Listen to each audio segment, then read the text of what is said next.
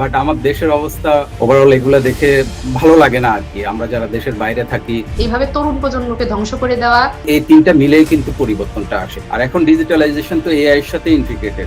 Sir, শিল্পক্ষেত্রে এই যে 3-0 নীতি যেটা আছে, এটা কি প্রভাব বিস্তার করতে পারে আপনি মনে করেন? ইউএসএ তে প্রথম আমার জব ছিল হচ্ছে হাইড্রোজেন পাওয়ার প্ল্যান্টে কাজ করা। এই যে প্লাস্টিকের কনসেপ্টটা আমাদের যে কত ক্ষতি করে দিচ্ছে। এই ডেটা সেন্টার করার জন্য এখানে যে পরিমাণ হিট জেনারেট হয়, এটা খুবই হিউজ হিট জেনারেশন বেড়ে গেছে। এমন হঠাৎ আগ্রহ কমে যাওয়া বা এটা কেন হয়? ট্র্যাক হারিয়ে ফেলাটা এটা একটা কমন বিষয়। কোন প্রযুক্তিগুলো সব থেকে বেশি প্রভাব ফেলছে বলে আপনি মনে করেন? আমরা যেখানে কাজ করি আমার মনে হয় যে অটোমেশন তো নাম্বার 1, সবখানে অটোমেশন আছে।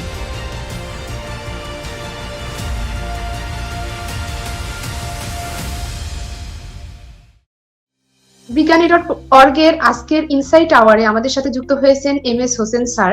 উনি পিএইচডি করছেন থার্মোপ্লাস্টিক এবং ন্যানো পার্টিকেল ডেভেলপমেন্ট নিয়ে। স্যারের সাথে আমরা শিল্পক্ষেত্রে বর্তমান ও ভবিষ্যৎ প্রেক্ষাপট নিয়ে আলোচনা করব।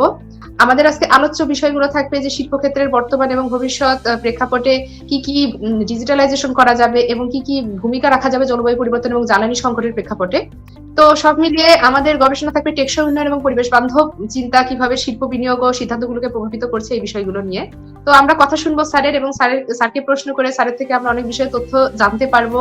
আমি আশা করি দর্শকরা আজকের ইনসাইট আওয়ারটি অনেক উপভোগ করবে।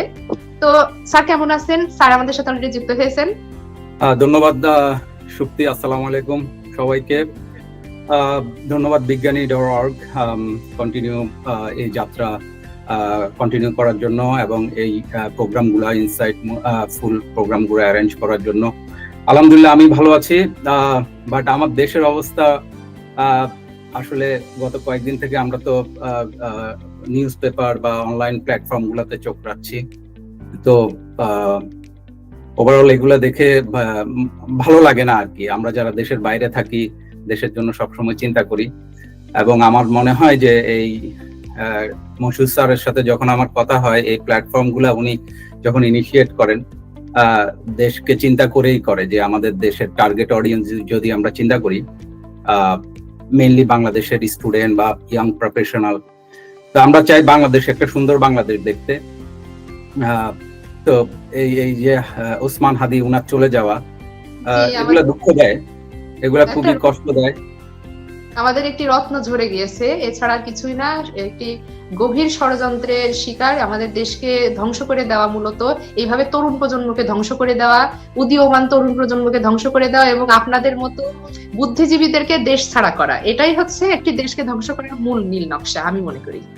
না, সেটা আমি সম্পূর্ণভাবে এগ্রি করি। এবং আমাদের যেখানে বিজ্ঞান চর্চা, জ্ঞান চর্চা, তারপর হচ্ছে ডেভেলপমেন্ট, ইকোনমিক্স, অন্যান্য জিনিস নিয়ে খুব এখন চিন্তা করার বিষয়। আমরা আজকের টপিক যদি দেখি, transformation of industrial platform or revolution, যেগুলা, তো আমাদের দরকার হচ্ছে এই টাইপের রিসার্চ ডেভেলপমেন্ট, এই টাইপের কাজগুলা, এবং এদের সাথে আরো সম্পৃক্ত হওয়া।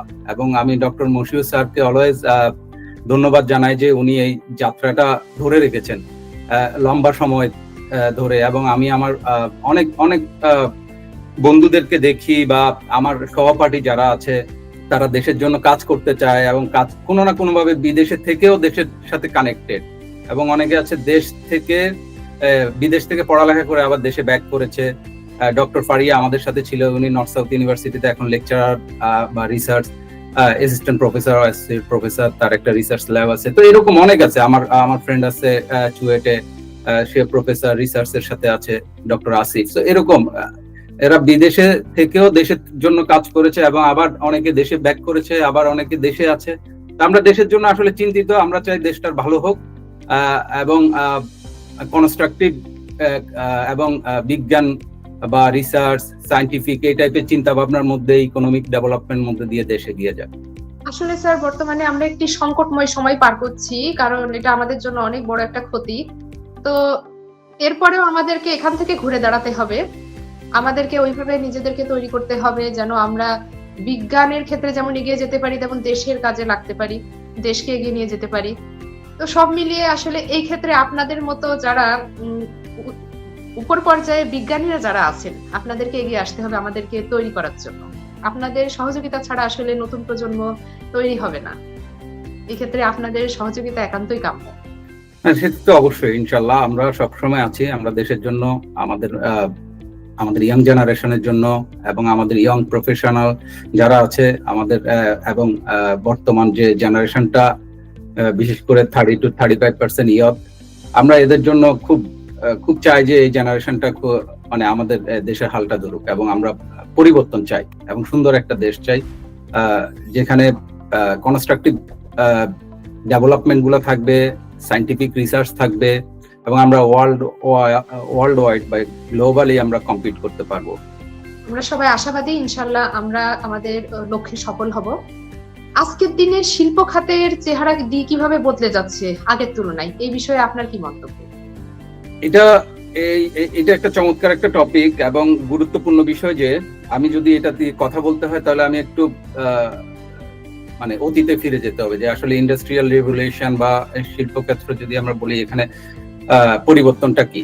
শিল্পক্ষেত্রের পরিবর্তনটা দেখেন, আমরা তো শুরু করেছি হচ্ছে এগ্রিকালচার বা এই টাইপের একটা সমাজ ব্যবস্থা নিয়ে, স্পেশালি অ্যাগ্রারিয়ান যে সমাজ ছিল, ওই সমাজ থেকে আমরা প্রথমে ইন্ডাস্ট্রি 1 দিয়ে শুরু করি, যেটা হচ্ছে যদি ধরা হয় ওইখানে মেইনলি ডেভেলপমেন্ট শুরু হয় হচ্ছে স্টিম টারবাইন বা হচ্ছে স্টিম পাওয়ার দিয়ে, ইঞ্জিন দিয়ে, মেকানিক্যাল যে টেকনোলজি গুলা ছিল, ওইভাবে আমাদের ইন্ডাস্ট্রিয়াল যাত্রাটা শুরু হয়। তো ওই কালচারটা লেবারিয়াস ছিল এবং ফ্যাক্টরি ওয়ার্কটা তখন নতুন ছিল এবং আরবান মাইগ্রেশনটা জাস্ট স্টার্টেড। হ্যাঁ, তো একটা ইন্ডাস্ট্রিয়াল রেভলিউশন তো যদি আমরা দেখি, industry 1, 2, 3 and now we are in industry 4.0। তিনটা জিনিস স্পেশালি থাকে যে কোনো ইন্ডাস্ট্রিয়াল চেঞ্জে। একটা হচ্ছে টেকনোলজিক্যাল ইম্প্যাক্ট থাকে, সেকেন্ডটা হচ্ছে থাকে কালচার, এন্ড থার্ড হচ্ছে সেফটি। এই তিনটা মিলেই কিন্তু পরিবর্তনটা আসে। তো ইন্ডাস্ট্রি 1-এ কিন্তু আমাদের সেফটির দিকে যদি তাকাই, আমাদের তেমন কোনো সেফটি ছিল না, মানে নো সেফটি, মানে লেবার বা ওয়ার্কাররা যারা ওইখানে কাজ করতো তাদের ওয়ার্ক প্লেস সেফটি বা কোম্পানি অ্যাক্ট এই টাইপের কোনো কিছু ছিল না। এবং মোস্টলি দেখা যাচ্ছে মেকানিক্যাল ইন্টিগ্রেশন বা এই টাইপের কাজগুলো ওই সময় হতো। এই পিরিয়ডটা ছিল specially 1780 to 1850 something like that.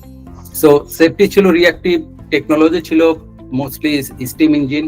ওইখান থেকে আমরা শিফট করি আস্তে আস্তে মিড অফ 1850 অর অনওয়ার্ড, যেটা হয় ইন্ডাস্ট্রির ইলেকট্রিফিকেশন হয়, ইলেকট্রিক ইঞ্জিন গুলো আসে, স্টিল মিল গুলা চালু হয়, প্রোডাকশনটা দেখা যাচ্ছে যে অ্যাসেম্বলি লাইন সিস্টেম চালু হয়, ম্যাস প্রোডাকশনের দিকে চলে যায়। এবং ডে টু ডে কালচারাল যে শিফট গুলা হয়, এখানে আরবানাইজেশন হয়, ওয়ার্ক ফোর্সের একটা টাইম আওয়ার বা ওয়ার্কিং আওয়ার প্যাটার্ন গুলো আস্তে আস্তে ডেভেলপমেন্ট হয়। তারপরে সেফটিটা রিঅ্যাক্টিভ ওয়েতে সেফটিটা থাকে। মানে রিঅ্যাক্টিভ ওয়েতে কি, যে একটা ইনসিডেন্ট হলো বা ওয়ার্ক প্লেসে কোনো একজনের ফ্যাটালিটি হলো, হ্যাজার্ড কোনো একটা হ্যাজার্ড আইডেন্টিফাই হলো, এটা হওয়ার পরে তখন অ্যাকশনটা নিচ্ছে বা কোনো একটা ডেভেলপমেন্ট করতেছে। এই জিনিসটা ইন্ডাস্ট্রি 2-তে আস্তে আস্তে শুরু হয় যদিও, বাট এবং ওই সময় কোনো তেমন কোনো স্ট্যান্ডার্ড ছিল না, এবং এনএফপিএ বা অন্যান্য স্ট্যান্ডার্ড গুলা, অর্গানাইজেশন গুলা তারা কাজ করা শুরু করে। তো আমরা ম্যাসিভ পরিবর্তন দেখি, চেঞ্জটা দেখি ইন্ডাস্ট্রি 3.0-তে, যেটা হচ্ছে ডিজিটাল রেভলিউশন, যেটা আমরা বলি যে কম্পিউটার আসছে, সাথে পিএলসি বা ডিসিএস, প্রোগ্রামেবল লজিক কন্ট্রোলার, এই টাইপের জিনিসগুলো আসছে, এবং আইটি লিটারেসিটা অনেক বেশি গ্লোবালি অ্যাডপ্ট করে নিয়েছে। তারপরে পাশাপাশি হচ্ছে এইচআর এর অনেকগুলা ভূমিকা এখানে দেখা যাচ্ছে, যে ওয়ার্ক প্লেস সেফটি নিয়ে কাজ করা শুরু করেছে proactively, hazard identification, work place safety, different organization তাদের স্ট্যান্ডার্ড গুলা ইন প্লেস আসে, quality control like ISO 9001, 14001, then NFPA 70, process safety. এই জিনিসগুলো আস্তে আস্তে ইন্ডাস্ট্রি 3 যখন আসে, অটোমেশনটা ম্যাসিভ আকারে হয়, কম্পিউটার কন্ট্রোল হয়, হিউম্যান এর সাথে কম্পিউটার বা টেকনোলজির একটা ইন্টিগ্রেশন শুরু হয় আস্তে আস্তে। এইটা আমরা ইন্ডাস্ট্রি 3-তে দেখি। এবং অটোমেটেড যেটা হয়, অটোমেটেড কারণে আমার ম্যাস প্রোডাকশন অনেক বেড়ে যাচ্ছে, ইফিসিয়েন্সিটা বেড়ে যাচ্ছে, এই জিনিসগুলা চলে আসছে। এবং সেফটিটাকে, work place safety workplace safety দুই টাইপের হয়, একটা হচ্ছে প্রসেস সেফটি হয়, একটা আবার হচ্ছে অকুপেশনাল সেফটি হয়, মানে পিপল বা ওয়ার্কার প্লাস তার ম্যান পাওয়ারের সেফটি নিয়ে যে কাজগুলো করা, এগুলা ইন প্লেস হয়। এগুলা বিভিন্নভাবে সেফটি অর্গানাইজেশন গুলা, ওশা বা অন্যান্য ইন্টারন্যাশনাল অর্গানাইজেশন গুলা তাদের স্ট্যান্ডার্ড গুলা ইন্ডাস্ট্রিতে ইমপ্লিমেন্ট করা শুরু করে, বা ইন্ডাস্ট্রি গুলা ওই কমপ্লায়েন্স গুলা অ্যাডপ্ট করা আস্তে আস্তে অ্যাডপ্ট করা শুরু করে। গভর্নমেন্টের সাইড থেকেও কিছু লিগ্যাল বাইন্ডিং তৈরি করা হয়। তো এই সময়টা ছিল 1950 থেকে 2000 বা এরকম একটা সময়। তো এই সময়টাতে অনেক বেশি পরিবর্তন হয়েছে আর কি, মানে যেহেতু computerised, PLC programmable logic controller, automation, এই জিনিসগুলা আসে। আর এখন আমরা যে এরাতে আছি সেটা হচ্ছে একটা mix, like industry 4.0 and onward, like industry 5। So আমরা ইন্ডাস্ট্রি 4 এ কাজ করতেছি হচ্ছে আইওটি, রোবোটিক্স, এই টাইপের সলিউশন নিয়ে কাজ করতেছি, এবং ম্যাস প্রোডাকশনের পাশাপাশি হচ্ছে কন্ডিশন বেসড মনিটরিং, তারপরে হচ্ছে প্রোঅ্যাক্টিভলি কিভাবে আমরা ডেটা অ্যানালাইসিস করে কাজ করব, ডেটা ড্রিভেন অ্যাপ্লিকেশন। এইচআর এর পক্ষ থেকে দেখা যাচ্ছে যে ডিফারেন্ট টাইপের অ্যাটেম্প গুলা থাকে, যে আমার পিপল ম্যানেজমেন্ট থেকে হচ্ছে এক্সপেরিয়েন্স ম্যানেজমেন্ট টাইপ অ্যাটিটিউড বা প্র্যাকটিস তৈরি হয়ে যায়। বিভিন্ন প্রসেস সেফটি, পিএসএম, সিএফএসি, বিভিন্ন টাইপের অ্যাপ্লিকেশন গুলো আসে। ওভারঅল ইন্ডাস্ট্রিটা চেঞ্জ হয়ে যায়, এবং ইন্ডাস্ট্রির সাথে সাথে এদের কাস্টমারও চেঞ্জ হয়। তো ইন্ডাস্ট্রি 4.0 তো আসলে ম্যাসিভ একটা ইম্প্যাক্ট আনছে, শুধু একটা ইন্ডাস্ট্রি না, ইন্ডাস্ট্রির সাথে রিলেভেন্ট সব, like science, technology, marketing and overall market. So এখানে ডেটা এত বেশি গুরুত্বপূর্ণ যে ডেটা অ্যানালাইটিক্স একটা বিশাল বড় ভূমিকা পালন করতেছে in day to day work. তো ডেটা বেসড, আমি যদি আমার ইকুইপমেন্টের দিকে চিন্তা করি সেটাও ডেটা বেসড, আবার আমার যদি আমি আমার টার্গেট অডিয়েন্স বা মার্কেটিং দেখি সেটাও ডেটা বেসড, ডেটা অ্যানালিটিক্স করে ওরা কাজ করে। এবং ইনোভেশনটাও আমি ডেটা বেস কাজ করতেছি, যে আমার মার্কেট কি চাচ্ছে, আমার টেকনোলজি কি শিফট হচ্ছে, এবং আমার ইনোভেশনটা কি টাইপের দরকার। তো এই সব কিছু মিলে আমরা আছি এখন ইন্ডাস্ট্রি 4.0, স্মার্ট অ্যান্ড কানেক্টেড এরা, স্মার্ট ইন্ডাস্ট্রি। এবং এই ইন্ডাস্ট্রিতে সেফটি কালচারটা অনেক বেশি ডেটা ড্রাইভেন, এবং ওরা ম্যান আওয়ার রেকর্ড করে, কতটা ইনসিডেন্ট বা নিয়ার মিস, এই টাইপের ডেটাগুলো কালেক্ট করে, এবং এটা এভরিডে কন্টিনিউয়াসলি ট্রাই করছে এটা ইমপ্রুভ করার জন্য। এই সেফটি ড্রিভেন কালচার আর হচ্ছে আপনার এইচআর এর যে experience driven mentality, experience management, এই দুটা মিলে এখন আমরা খুব একটা সুন্দর, মানে কনস্ট্রাকটিভ বা ট্রান্সফরমেটিভ ইন্ডাস্ট্রিতে আছি। স্যার, শিল্প খাতে রূপান্তরের ক্ষেত্রে ডিজিটালাইজেশন কি কি ভূমিকা রাখছে?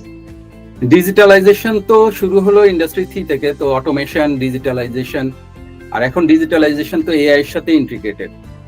আমরা যদি ডিজিটালাইজেশনের দিকে দেখি, আইওটি প্লাস হচ্ছে এআই, এই দুইটা জিনিস একসাথে কাজ করে যেটা করছে যে আমাদের প্রোডাকশন, ওভারঅল প্রোডাকশন যেভাবে অনেক বেড়ে যাচ্ছে, পাশাপাশি হচ্ছে ওয়েস্ট ম্যানেজমেন্টটা হচ্ছে, যে আমরা যদি লিন ম্যানুফ্যাকচারিং এর দিকে দেখি, তখন এই ডিজিটাইজেশনের মাধ্যমে আমরা দেখতেছি যে আমাদের একটা প্ল্যান্টে কি পরিমাণ ওয়েস্ট জেনারেট হয়, বা একটা হিউম্যান যে তার কাজগুলা করে, একটা ম্যান পাওয়ার, এই কাজগুলোর মধ্যে তার ইফেক্টিভ বা ইফিসিয়েন্সি কোন জায়গায় আছে, বা কোন জায়গায় সে যে কাজটা ইফিসিয়েন্ট না বা কন্টিনিউ করছে, এবং ওই কাজটা কিভাবে সে ওই কাজটা থেকে কি পরিমাণ ওয়েস্ট জেনারেট হয়, পাশাপাশি আমার ইন্ডাস্ট্রিতে কি পরিমাণ ওয়েস্ট জেনারেট হয়, এই জিনিসগুলো সবগুলা ট্র্যাক করা হয় ডেটা অ্যানালাইটিক্স এর মাধ্যমে।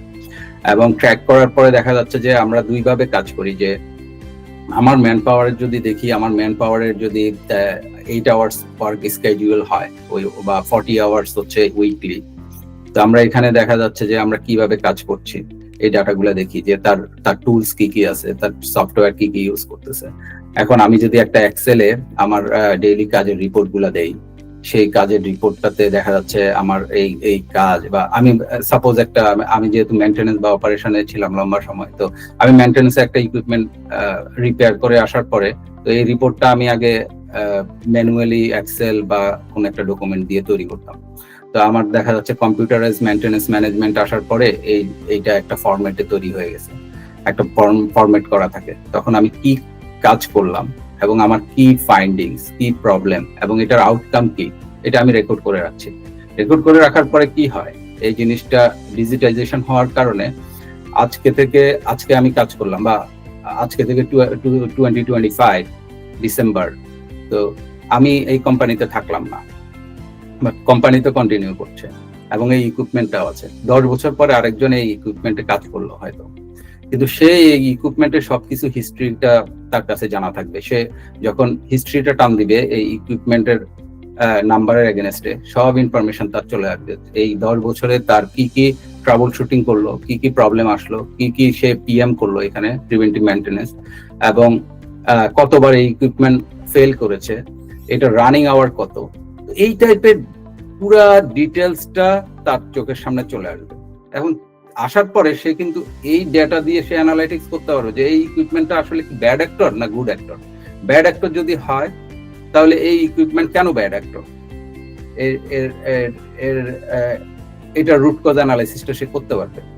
পাশাপাশি সে আগের রেফারেন্সটা দিয়ে যেটা হবে যে যখন সে ট্রাবল শুটিং করবে বা প্রবলেম সলভ করবে, তখন তার হিস্ট্রিটা জানা থাকলে আগে কিভাবে সলভ করেছে 10 বছর আগে বা 8 বছর আগে, এবং সে এখন কিভাবে কাজ করছে, এই জিনিসগুলো সব জানা থাকে। এবং এটা সম্ভব হয়েছে আসলে ডিজিটাইজেশনের মাধ্যমে।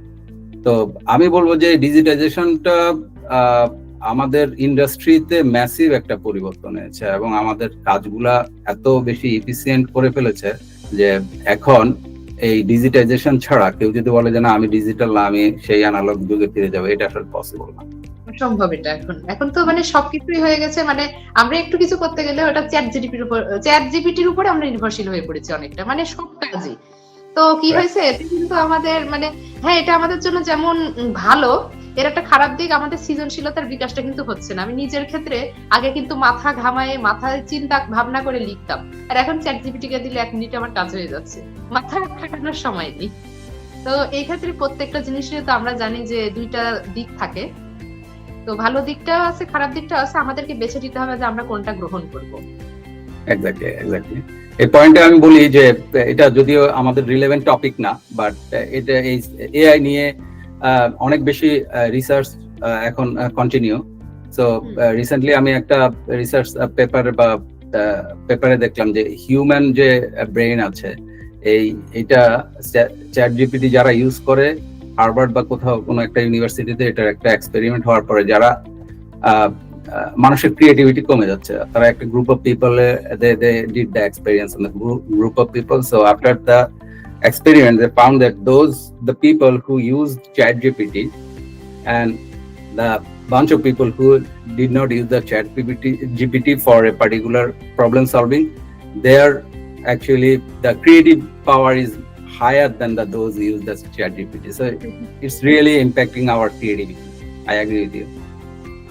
স্যার শিল্পক্ষেত্রে এই যে 3-0 নীতি যেটা আছে, এটা কি প্রভাব বিস্তার করতে পারে আপনি মনে করেন?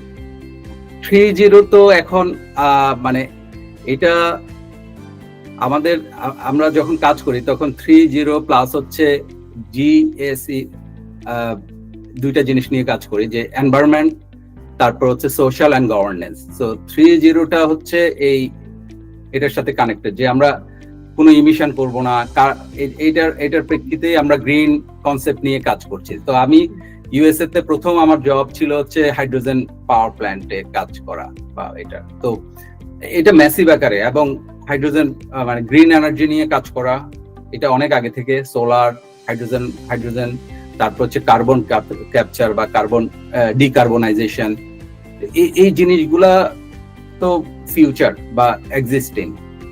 আমাদের যে কোনো অ্যাক্টিভিটির মধ্যেই যখন আমরা দেখবো যে আমাদের 3টা জিনিস দেখতে হয়, যে people, environment and the economics, বা সো আমাদের যদি ইন্ডাস্ট্রিতে ফার্স্ট আমরা দেখতে হবে যে আমি যে এনভায়রনমেন্টে কাজ করি বা আমার যে প্রোডাক্টটা, সেটা আমার হিউম্যানের জন্য বা হিউম্যান কোনো কারণে ইম্প্যাক্টেড না, সেটা আমাকে দেখতে হবে, এনশিওর করতে হবে। এবং যদি ইম্প্যাক্টেড হয়, সেটার জন্য আমার যে অ্যাক্ট গুলা বা যে স্ট্যান্ডার্ড গুলা সেগুলো ফলো করতে হবে।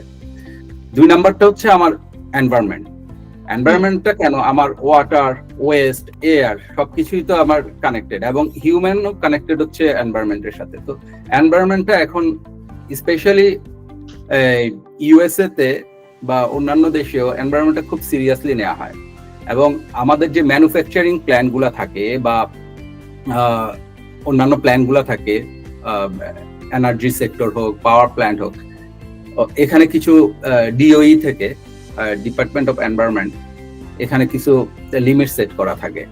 তো এই লিমিট গুলা সেট করছে কেন, যেন আমার এনভায়রনমেন্টটা ভালো থাকে, আমার এয়ার পলিউশনটা কম হয়। আবার যেখানে ওয়েস্ট জেনারেট হয় huge, like textile or tannery, those kind of industry, so ওইখানে দেখা যাচ্ছে ইটিপি বা অন্যান্য ট্রিটমেন্ট প্ল্যান থাকে, যেন এই ওয়েস্টটা দেওয়ার আগে ওয়াটার পলিউশনটা না হয়, ওইটা মিনিমাম যে লিমিটটা এটা ফলো করা। তো আমার মনে হয় যে 3O যেটা 0, এটা খুবই essential for our people and environment and next generation. জি অবশ্যই, কারণ আমাদের বর্তমান সময়ে সব থেকে বড় হুমকি শুরু হচ্ছে, মানে সম্মুখীন হচ্ছে আমরা, সেটা হচ্ছে পরিবেশের এই বিপর্যয়, গ্লোবাল ওয়ার্মিং। এরপরে আমরা বাংলাদেশে যারা থাকছি, আমরা তো প্রতিনিয়ত মনে হয় যেন যুদ্ধ করে থাকছি, কারণ বায়ু দূষণ, পানি দূষণ, সব দিকেই দূষণ, এর ভিতরে আমরা টিকে আছি। আসলে আপনারা যখনই এগুলো নিয়ে কাজ করেন, স্যারের যেহেতু গবেষণার বিষয় আছে থার্মোপ্লাস্টিক, এই যে প্লাস্টিকের কনসেপ্টটা আমাদের যে কত ক্ষতি করে দিচ্ছে, মানে প্লাস্টিকের ব্যবহার, বাংলাদেশে তো এর কোনো নিয়ন্ত্রণ নেই, প্লাস্টিকের ব্যবহার হচ্ছে একদম অনিয়ন্ত্রিত। তো সব মিলে আপনারা যদি এগিয়ে আসেন, আমি মনে করি যে এই সংকটগুলো আস্তে আস্তে কাটায় ওঠা সম্ভব হবে ইনশাল্লাহ। আমি তো অলওয়েজ অপটিমিস্টিক এসব ব্যাপারে, যে ইন ফিউচারে যেভাবে বিভিন্ন সায়েন্টিফিক বা রিসার্চ গুলা চলছে এখন, এবং অল্টারনেটিভ প্লাস হচ্ছে specially the waste management and recycling এর উপর ওয়ার্ল্ড ওয়াইড খুব কাজ চলছে, যে আমরা কিভাবে ওয়েস্ট গুলা রিসাইকেল করতে পারবো। থার্মোপ্লাস্টিক বা প্লাস্টিক ওয়েস্টের পাশাপাশি আমাদের যেটা এখন ওয়েস্টের দিক দিয়ে যদি তাকায়, আমাদের খুবই কনসার্নের বিষয় হচ্ছে ইলেকট্রনিক ওয়েস্ট। আপনার ইন্ডাস্ট্রি যত গ্রো করছে, সো যেহেতু টেকনোলজিও গ্রো করছে, এখানে দুইটা জিনিস হয়। আমরা ইলেকট্রনিক ওয়েস্ট যেভাবে বাড়ছে, আমাদের হিট জেনারেশন হচ্ছে, বিকজ হচ্ছে আমাদের অনেকগুলো ডেটা সেন্টার আছে। আপনি কিছুক্ষণ আগে বললেন যে আপনি এআই ইউজ করেন, তো এআই যদি ইউজ করেন, দেখেন যে এআই কিন্তু আসলে directly connect to data centre, এবং বড় বড় কোম্পানি গুলা এখন নতুন নতুন ডেটা সেন্টার তৈরি করছে। ইভেন গুগল বা Amazon, they are doing their new data center, because এটা ম্যাসিভ আকারে এআই ইউজ বেড়ে গেছে, এবং এআই ইউজের জন্য তাদের রিকোয়ারমেন্ট হচ্ছে ডেটা সেন্টার। এই ডেটা সেন্টার করার জন্য এখানে যে পরিমাণ হিট জেনারেট হয়, আমি যদি 3.0 বা এই কনসেপ্টে ফিরে যাই, তো এটা খুবই মানে হিউজ হিট জেনারেশন বেড়ে গেছে। তো এই জিনিসগুলা তো আমাদের এখন টেকনোলজির যে শিফট গুলা হয় ইন্ডাস্ট্রিয়াল রেগুলেশনের মাধ্যমে, যে পজিটিভ আছে, এগুলো হচ্ছে চ্যালেঞ্জ আর কি। এই চ্যালেঞ্জ গুলা মোকাবেলা করার জন্য দেখা যাচ্ছে বিভিন্ন ধরনের ইনিশিয়েটিভ নেওয়া হচ্ছে, কিভাবে আমরা মানে এনভায়রনমেন্ট ফ্রেন্ডলি ওয়েতে বা ইকোনমিক ওয়েতে এইগুলো ম্যানেজ, এফিসিয়েন্ট ওয়েতে আমরা ম্যানেজ করতে পারি। পাশাপাশি হচ্ছে এই রিনিউয়েবল এনার্জি গুলাকে ইউটিলাইজ করতে পারি, যেমন গ্রিন এনার্জি আর রিনিউয়েবল এনার্জি, এবং রিসাইক্লিং প্রসেস গুলা, অল্টারনেটিভ রিসাইকেল প্রসেস, লাইক যে রিসাইকেল প্রসেস গুলোর মাধ্যমে আমার দেখা যাচ্ছে ফুয়েল বার্নিং কম হবে, বাট আমার দেখা যাচ্ছে ওয়েস্টটা রিসাইকেল হবে, আমার এটার আউটপুটটা বা ইফিসিয়েন্সিটা অনেক বাড়বে। এই টাইপের আমাদের অনেক research and development already ongoing. দর্শকদের ভিতর থেকে যদি কেউ প্রশ্ন করতে চায়, তাহলে সে আনমিউট করে স্যারকে প্রশ্ন করতে পারে। আসসালামু আলাইকুম স্যার, আমি মহিউদ্দিন, ভিডিও এডিটিং নিয়ে কাজ করি এবং বিজ্ঞানী.org এর কোঅর্ডিনেটর। আমি একটু ভিন্ন বিষয়ে জানতে চাচ্ছি, সেটা হচ্ছে আমি বিগত 2 মাস যাবত আমার যে প্রজেক্টগুলো আছে এগুলোতে আমি ফোকাস ধরে রাখতে পারতেছি না। আমি 2 মাস আগে যে প্রজেক্টগুলো করতাম ওইগুলোতে খুবই আনন্দ ফিল করতাম, কিন্তু 15 দিন ধরে আমি চেষ্টা করতেছি নিজেকে আগের জায়গায় নিয়ে আসতে, কিন্তু আমি বারবার মনে হচ্ছে যে হতাশ হচ্ছি বা এই সমস্যাটা আমি কোনোভাবে কাটায় উঠতে পারতেছি না। স্যার আপনার অভিজ্ঞতায় এমন হঠাৎ ফোকাস বা আগ্রহ কমে যাওয়া বা এটা কেন হয় যদি একটু বলতেন। ধন্যবাদ স্যার। ধন্যবাদ মহিউদ্দিন ভাই, আপনি এই সুন্দর একটা প্রশ্ন করার জন্য। এই ফোকাস বা আমরা আমাদের ট্র্যাক হারিয়ে ফেলাটা এটা একটা কমন বিষয়। এটা সবার মধ্যেই হয়। প্রতিনিয়ত আমরা হয়তো একটা মনোটোনাস কাজ করতে করতে ওই কাজটাতে আর আনন্দ পাচ্ছি না, এবং আমার মনে হয় যে এটা আমাদের মেন্টরশিপ এন্ড গ্রুমিং এ যখন আমরা কাজ করি এই জিনিসটা আমরা একটু লক্ষ্য করি যে আমি যখন একটা পার্সনকে ইভ্যালুয়েট করি তার ইন্টারেস্টটাও জানার চেষ্টা করি যে সে আসলে কোন কাজে ইন্টারেস্ট পাচ্ছে, এবং কোনো কারণে তাকে কিভাবে আরো মোটিভেট করা যায়। তো ইন্টারেস্ট এরিয়াটা জানার চেষ্টা করা একটা আমাদের মেন্টর এন্ড গ্রুমিং এর মধ্যে পড়ে। আমার মনে হয় যে আমরা যখন প্রতিনিয়ত একটা কাজ করি, এই কাজটা আমার একটা ডেইলি কোরের মধ্যে পড়ে যায়, যেটা আমার হয়তো কিছুদিন আগে এটা একটা নতুন কাজ ছিল, বাট আমার 2 উইকস বা 2 মান্থস পরে এই কাজটা মনে হচ্ছে যে আমার ডে টু ডে কোর, এটা আমাকে নতুন কোনো কিছু দিচ্ছে না। তো এই ক্ষেত্রে আমি যেটা করি, কিছু কাজের একটু নতুন একটা ডাইমেনশন মাত্রা তৈরি করার চেষ্টা করি যে এখানে আর নতুন কি অ্যাড করার আছে। সাপোজ আমি যদি প্রজেক্ট ম্যানেজমেন্ট নিয়ে কাজ করি, আমি গতানুগতিক প্রজেক্ট ম্যানেজমেন্ট নিয়ে কাজ করতে আসি, সাপোজ আমি 1 বছর বা 6 মাস, তো পরবর্তীতে এই প্রজেক্ট ম্যানেজমেন্টটা আমার দেখা যাচ্ছে একটা বোরিং কাজ হয়ে যাচ্ছে। তখন আমি চিন্তা করি এখানে আরো নতুন কোনো টুলস ইউজ করা যায় কিনা, বা এখানে আমার এই কাজটাকে আমি আরো অন্যভাবে রিপ্রেজেন্ট করতে পারি কিনা, ডিজিটাইজেশন করতে পারি কিনা, বা এখানে আমি অন্য কোনো টিম মেম্বারকে আনতে পারি কিনা। তো এটা একটা ব্যাপার থাকে। আর একটা জিনিস হয় যে আমরা আমাদের টেকনিক্যাল স্কিলটা একটু লার্নিংটা বাড়াতে পারি ওই সাবজেক্টটার উপর। লার্নিংটা বাড়ালে যেটা হয় যে আমার নতুন জিনিস যখন আমি শিখতে থাকবো, তখন সেটা ইমপ্লিমেন্ট করার জন্য আমার একটা চেষ্টা থাকবে আর কি। ওই চেষ্টার পাশাপাশি যখন আমি লার্নিং প্লাস হচ্ছে কাজটা করব, তখন আমার ইন্টারেস্ট আবার গ্রো করবে, হয়তো আমি মোটিভেশন পাবো। এভাবে করতে পারি, মানে কিছু শর্ট টার্ম আর লং টার্ম প্ল্যান করে মোটিভেশনটা আবার ফিরিয়ে আনা যায়, নিজেকে ডেভেলপমেন্ট করার চেষ্টা করা যায়, এবং কিছু কোর্স করা যায়, এবং পার্সোনাল ডেভেলপমেন্ট আমার মনে হয় খুবই দরকার এই কাজে আর কি। Thank you sir. স্যারের কথা শুনে অনেক ভালো লাগলো। আসলে এই সমস্যাটা আমরাও ফেস করি যে একটা কাজে দীর্ঘক্ষণ মনোযোগ ধরে রাখা যায় না, বা সব থেকে বেশি যেটা হয় যে মাঝে মাঝে স্ট্রেস লাগে, তখন ওই কাজটাতে আর মনোযোগ বসে না। তো স্যারের সাথে আলাপ করে আসলে ভালো লাগলো, এই বিষয়টা জানতে পারলাম। এখন টেকসই উন্নয়ন বা পরিবেশ বান্ধব চিন্তা কিভাবে শিল্পে বিনিয়োগ ও সিদ্ধান্তগুলোকে প্রভাবিত করছে বলে আপনি মনে করেন? টেকসই উন্নয়ন বলতে আমাদের যে কোনো ইন্ডাস্ট্রিয়াল ডেভেলপমেন্ট অথবা আমার ওভারঅল আমার ডেভেলপমেন্ট গুলা মানে ইন প্রেজেন্ট কনটেক্সটে চিন্তা করতে হবে লং টার্ম এবং টেকনোলজি বেসড। যেহেতু আমাদের এখন পুরো ইন্ডাস্ট্রিয়াল প্যারাডাইমটা শিফট হয়ে গেছে, আমি টেকনোলজিকে ডে টু ডে অ্যাক্টিভিটির মধ্যে কোনো না কোনো ভাবে অ্যাডপ্ট করতে হবে। আমরা যদি আমাদের ডেইলি দৈনন্দিন কাজগুলো দেখি, এবং এই কাজগুলো যেটা আমার অনেক লম্বা সময় লাগতো, বা আমি যদি একটা ম্যানুফ্যাকচারিং প্ল্যান্টের কথা চিন্তা করি, যেখানে আমার একটা সাইকেল টাইম, মানে একটা র ম্যাটেরিয়াল ইন থেকে ফাইনাল প্রোডাক্ট ফিনিশ প্রোডাক্ট পর্যন্ত আমার সাপোজ 16 আওয়ার্স একটা সাইকেল টাইম।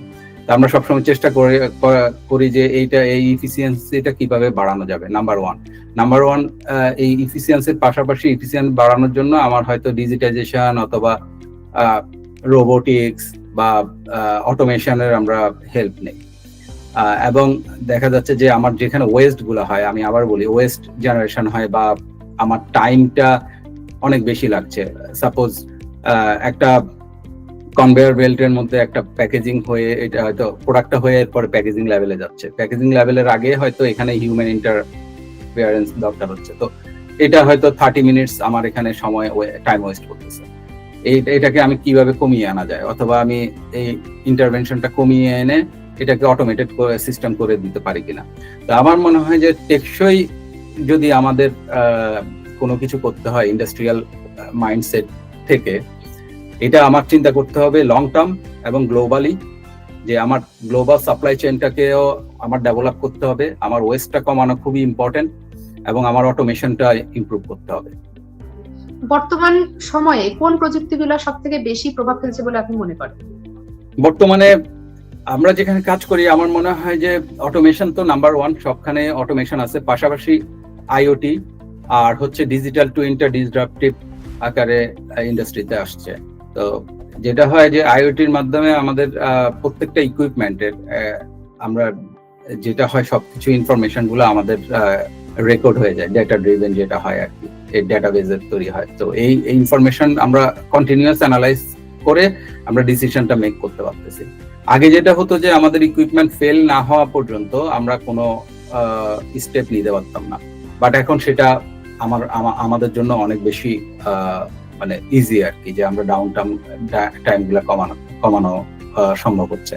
আর পাশাপাশি আমরা ডিজিটাল টুইন নিয়ে এখন কাজ করি, যেটাতে হচ্ছে আমাদের একটা মেশিনের একটা ফুল ইকুইপমেন্টের একটা টুইন ভার্সন থাকবে যেটা ডিজিটালি, এবং সেই এই ডিটেলস অ্যানালাইসিসটা করবে। কোনো কারণে যে কোনো প্যারামিটার যদি আমার স্ট্যান্ডার্ড প্যারামিটার রেঞ্জের থেকে বাইরে চলে যায়, তখন আমরা ওইটা নিয়ে কাজ করব এবং অ্যানালাইসিস করব, প্লাস হচ্ছে ট্রাবল শুটিং গুলা করে ফিক্স করব। এছাড়া এটা হচ্ছে মানে ইকুইপমেন্টের দিক থেকে। পাশাপাশি আমি যদি আমার সেফটির দিক থেকে দেখি, আমাদের সেফটি কালচারটা হচ্ছে ওয়ার্ক প্লেস সেফটি অনেকভাবেই চেঞ্জ হয়ে গেছে ডাইমেনশনটা। এখানে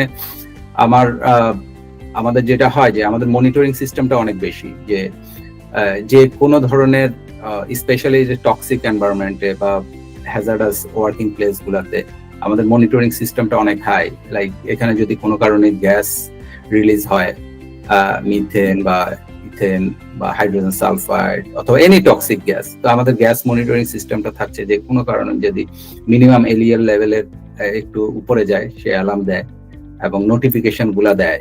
নোটিফিকেশন দেওয়াতে যেটা হয় যে ওই ওয়ার্ক জোনটা সেফ না কাজ করার জন্য ওয়ার্কারদেরকে, এই টাইপের একটা শিফটটা হয়।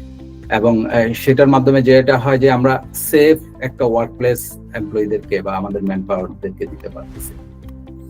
নাম্বার 3 হচ্ছে আমাদের কিছু টেকনোলজি আমরা ইউজ করি যেটাতে আমরা হিউম্যানদেরকে এই ওয়ার্ক প্লেসে যে হিউম্যান, এটা হলো পার্সোনাল সেফটি, আর হচ্ছে আরেকটা হচ্ছে যে আমরা হিউম্যানদেরকে যখন আমরা কাজ করানোর জন্য পাঠাই, লাইক একটা কাজ হবে কনফাইন্ড স্পেস এন্ট্রিতে। কনফাইন্ড স্পেস এন্ট্রি মানে যেখানে হ্যাজার্ডাস কেমিক্যাল বা অন্যান্য কিছু থাকতে পারে, বাট এখানে যাওয়া আসার রাস্তাটা ন্যারো, মানে একটাই রাস্তা, যেটা দিয়ে ঢুকবে সেটা দিয়ে বের হবে। তো এই টাইপের বড় বড় ট্যাঙ্ক বা ভ্যাসেল, এগুলোতে আমরা যেটা করছি, আগে হয়তো আমরা কনফাইন্ড স্পেস এন্ট্রিতে মানুষ দিয়ে কাজ করাতাম কোনো ইনস্পেকশন বা রিলায়েবিলিটির কাজ থাকে, এটা আমরা এখন রোবোটিক্সে চলে যাচ্ছে।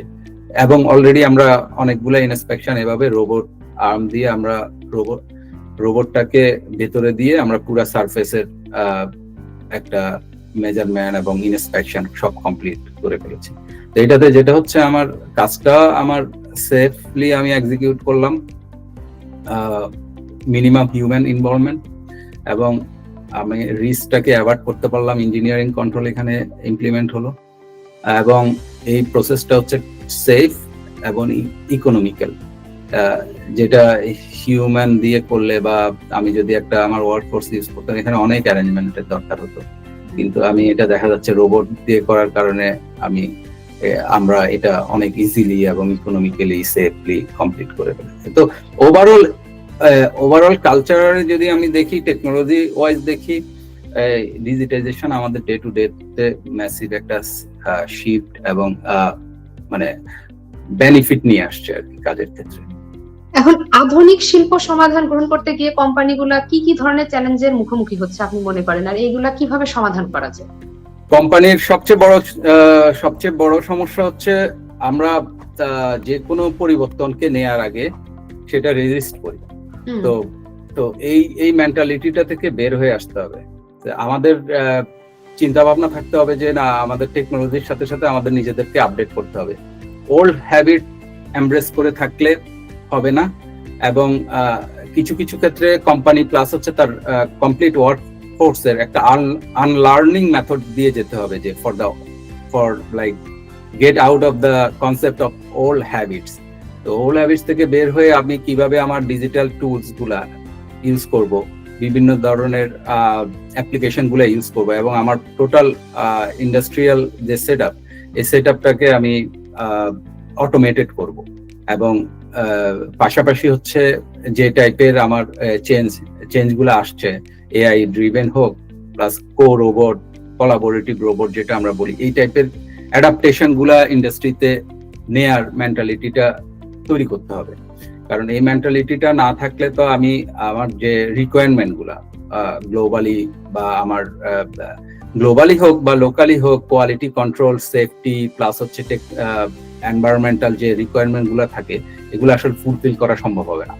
তো এই জন্য প্রথমে হচ্ছে যে আমার ওল্ড হ্যাবিট থেকে বের হয়ে আমাকে নিজেকে আপডেট হতে হবে, এবং এই জিনিসটা কোম্পানির টপ ডাউন অ্যাপ্রোচের মধ্য দিয়ে, টপ ম্যানেজমেন্ট থেকে একদম সাইটে কাজ করে একদম বটম পর্যন্ত সবার মধ্যে দিয়ে এটা ওয়েল কমিউনিকেট করতে হবে। এটার জন্য যে টাইপের ট্রেনিং দরকার, এই ট্রেনিং এবং টুলস গুলা সবাইকে সাপ্লাই করতে হবে। এদিক দিয়ে হিউম্যান রিসোর্স, এইচআর এর অনেকগুলা এখানে ভূমিকা থাকে, রিস্কিলিং এন্ড হচ্ছে আপ স্কিলিং এর ব্যাপারগুলা থাকে, যে স্কিল গ্যাপ থেকে কিভাবে এই ইমপ্লিমেন্টেশনের পরে টোটাল ওয়ার্ক ফোর্সটাকে সে ডেভেলপ করবে, এবং তার প্ল্যান গুলা কি ট্রেনিং ডেভেলপমেন্টের মধ্যে। স্যার, এই যে শিল্পক্ষেত্রের যে দিন দিন যে বিস্তারটা হচ্ছে, নগরায়ন হচ্ছে, এই জিনিসটা আমাদের যে বর্তমানে বেশ কিছু সমস্যা সৃষ্টি করছে। আমরা দেখছি যেতে আমাদের দূষণের মাত্রা বেড়ে যাচ্ছে, অতিরিক্ত শিল্পায়নের জন্য আমাদের কৃষিজ জমির পরিমাণও কমে যাচ্ছে, এবং বিভিন্ন ধরনের বৈশ্বিক উষ্ণায়ন সহ নানা ধরনের সমস্যার সম্মুখীন হচ্ছে। তো এই ক্ষেত্রে এই সমস্যাগুলো মোকাবেলা করে এই শিল্পক্ষেত্রের উন্নয়ন ঘটানোটা কিভাবে সম্ভব হবে আপনি মনে করেন? মানে যেটা আমাদের জন্য পরিবেশ বান্ধব, আমাদের জন্য উপকারী এবং উন্নয়নও হলো, মানে দুইটাকে আমি একসাথে রাখতে চাচ্ছি, এটা কি সম্ভব?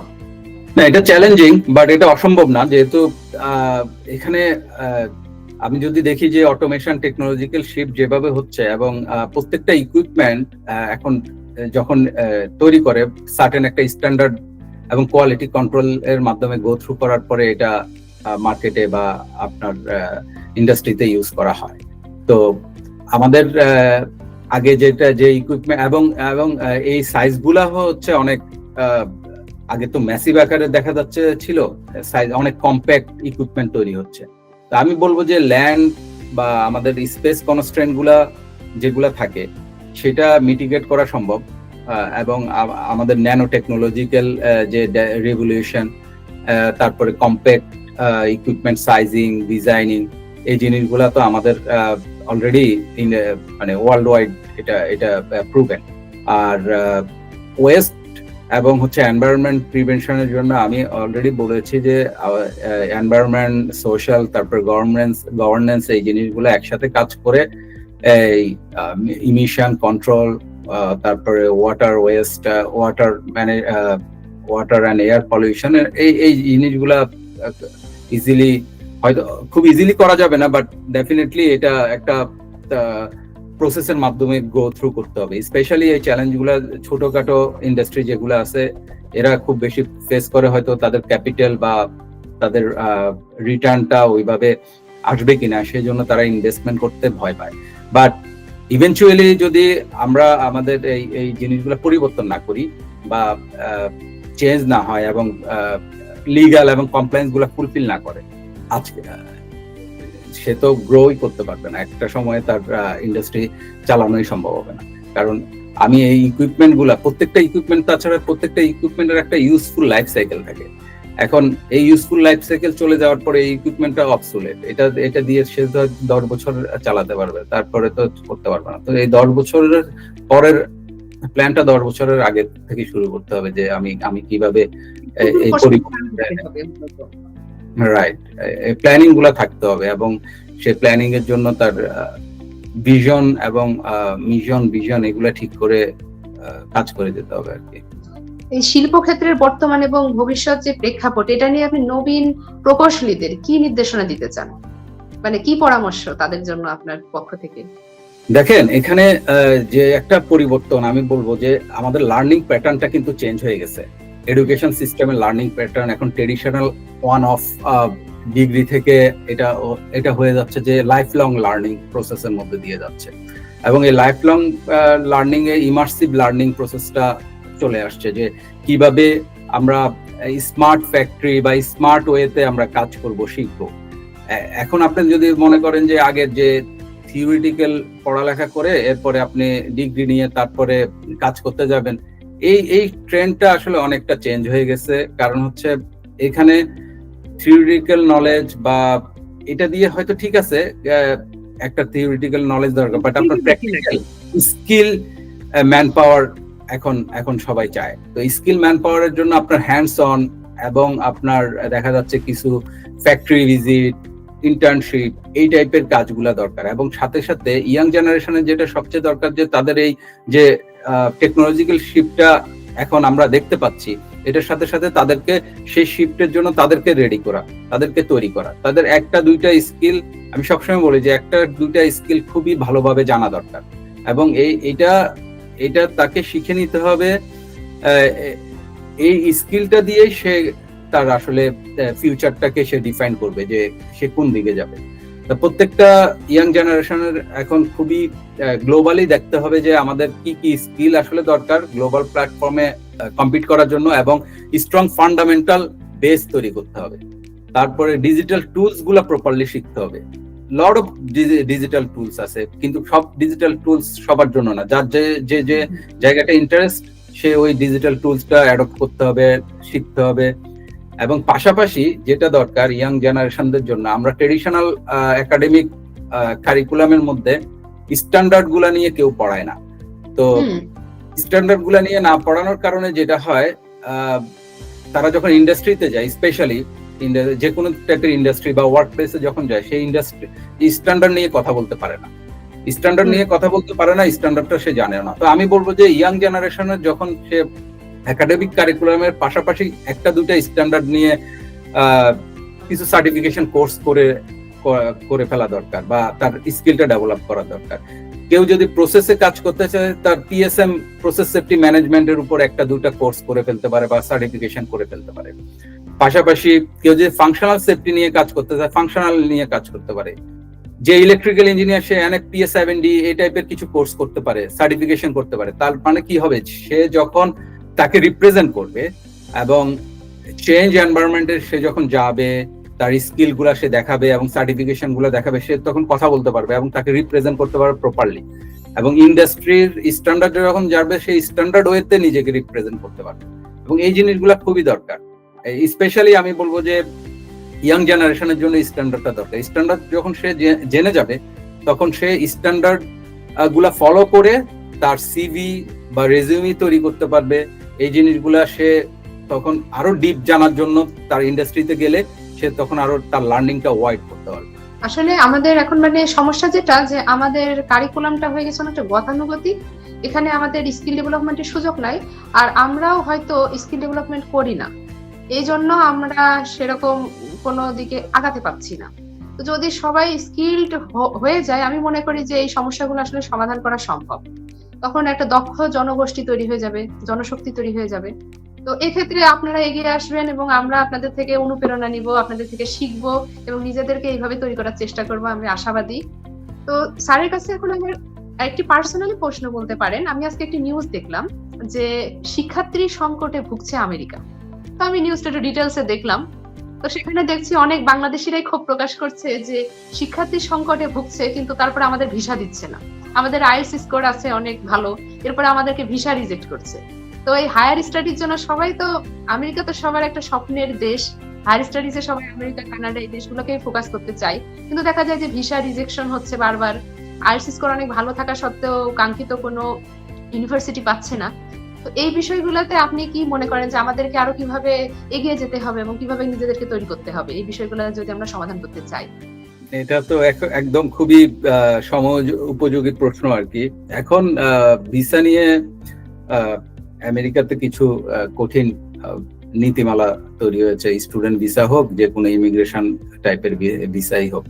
তো আমি স্টুডেন্টদেরকে বলবো যে যারা ইউএসএ তে আসতে চায়, শুধু আইএলস না, আইএলস এর পাশাপাশি জিআরই বা জিম্যাট এই টাইপের এক্সাম গুলা, এসএটি এই টাইপের এক্সাম গুলাতে ভালো একটা স্কোর করা, এবং স্কোর করার পাশাপাশি সে পার্সোনালি যার যেটা ইন্টারেস্ট, প্রফেসরদের সাথে কানেক্ট হওয়া, তার 1, 2 বা 3টা ইউনিভার্সিটি চুজ করা। এবং অনেকে আমরা ইনিশিয়ালি ভুল করে যে আমরা সবসময় দেখি যে ভালো টপ 20 ইউনিভার্সিটি কোনটা আছে ওইটার দিকে তাকাই, বাট আমার মনে হয় যে টপ থেকে 5টা হয়তো মিডিয়াম এবং লো লেভেল থেকে 2-3টা অ্যাভারেজ এইভাবে সিলেক্ট করে তারপরে সে তার অ্যাপ্রোচটা করা আর কি।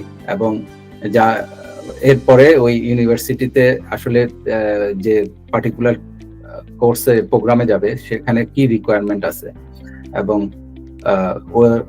ওই রিকোয়ারমেন্ট গুলা ফুলফিল করার পাশাপাশি ডিপার্টমেন্টের যে ডিপার্টমেন্টে যাবে ওই ডিপার্টমেন্টে প্রোগ্রাম কোঅর্ডিনেটর যারা থাকে তাদের সাথে, স্পেশালি যে কেউ যদি রিসার্চে যেতে চায় তার রিসার্চ বেসড যে প্রফেসর আছে তার সাথে ডিরেক্টলি কমিউনিকেট করা, তাকে ইমেল করা এবং তার ইন্টারেস্ট গুলা শো করা।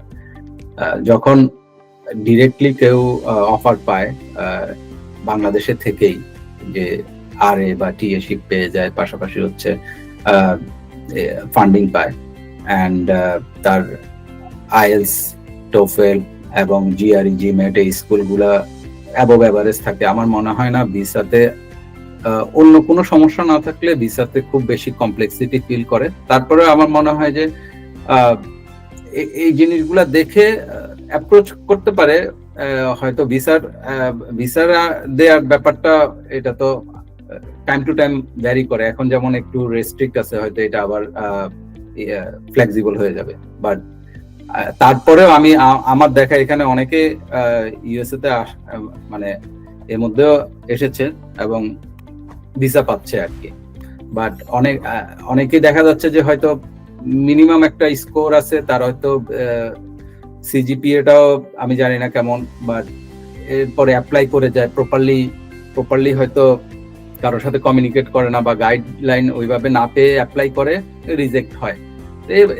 এই জিনিসগুলো আর কি। স্যারের থেকে আমরা অনেক বিষয়ে অনেক কিছু জানতে পারলাম। বিশেষ করে এই হায়ার স্টাডিজ সম্পর্কে আমাদের বেশি আগ্রহ থাকে। আমাদের দর্শকদের প্রথম প্রশ্ন যেটা থাকে যে আমরা বিদেশে উচ্চশিক্ষা গ্রহণ করতে কি কি করতে পারি, আমাদের কি কি করণীয়। তো এই বিষয়টা আজকে এই চলমান সমস্যাটা নিয়ে আমি নিউজটা দেখলাম, তখন আমারও আসলে তখনই চিন্তাটা হলো যে এর কারণ কি। অনেকেই শুনি যে তাদের জিআরই আছে এবং সেই সাথে আইএলটিএস অনেক ভালো স্কোর আছে, এরপরেও ভিসা বারবার রিজেক্ট হয়ে যাচ্ছে। তো স্যারের থেকে আমরা এই ডিটেলসটা জানতে পারলাম। আর আসলে সত্যি বলতে কি আমাদের বেশ কিছু সমস্যা আছে। আমরা বাইরের দেশে যে ওই বাইরের দেশটাকে আমাদের দেশে আমরা যেভাবে আচরণ করি ওখানে যে আমরা ওরকম করে ফেলি, ওই দেশের নিয়ম কানুনগুলো আমরা মানি না। এই কারণেই হয়তো আমাদের বাংলাদেশি পাসপোর্ট দেখে অন্যান্য দেশগুলো এখন মানে মুখ ফিরিয়ে নিচ্ছে, যতদিন যাচ্ছে তত। এটা আসলে আমাদের একটি মানে বাঙালির সমস্যা হয়ে গেছে। তো সব মিলিয়ে আজকে স্যারের সাথে আলাপ করে আমরা অনেক কিছু জানতে পারলাম। বিশেষ করে এই শিল্পক্ষেত্রে বর্তমান এবং ভবিষ্যৎ প্রেক্ষাপট নিয়ে আলোচনা হলো। তো ইনসাইট আওয়ারে স্যারকে আমরা আবারও ইনভাইট করব এবং স্যারের থেকে আমাদের আরো অনেক কিছু জানার আছে।